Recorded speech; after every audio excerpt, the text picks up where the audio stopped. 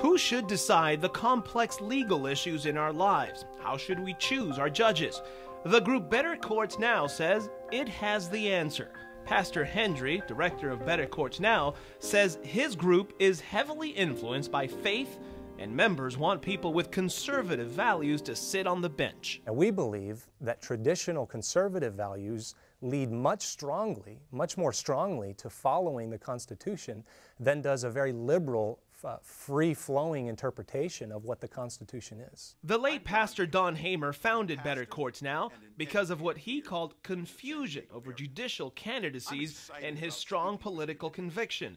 After his passing, Pastor Brian Hendry took over. One issue stands out. We stand very strong for Prop 8, and we believe in traditional marriage. Now they are openly endorsing candidates. Larry Kincaid is one of those candidates.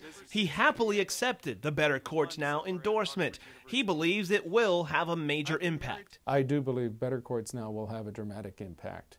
And I believe that it is an impact that not only will have a dramatic impact here in San Diego, but I'm sure that the rest of the country is watching what's happening in San Diego. Better Courts Now is not officially affiliated with any specific religious movement, but according to Pastor Chris Clark, its members and supporters are deeply informed by their faith. I feel it is my duty as a citizen to render an informed, decisive vote based on the core values that I have as a citizen and as a pastor, as a follower of Jesus Christ. Colin Parent, an associate with DLA Piper, says that he has serious concerns about politicizing the bench. The real concern is that it's going to change the dynamic of judges judging.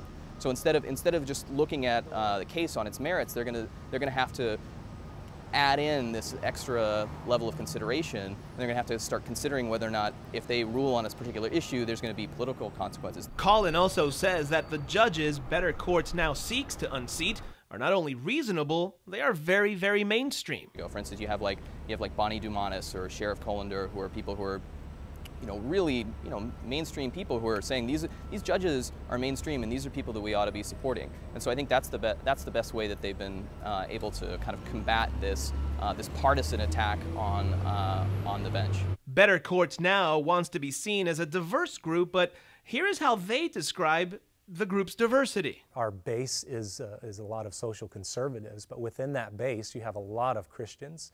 You have evangelical Christians, you have Catholics, you have Mormons. You have a lot of the Tea Party people. Court watchers say that this is one time voting for a judge may actually be interesting.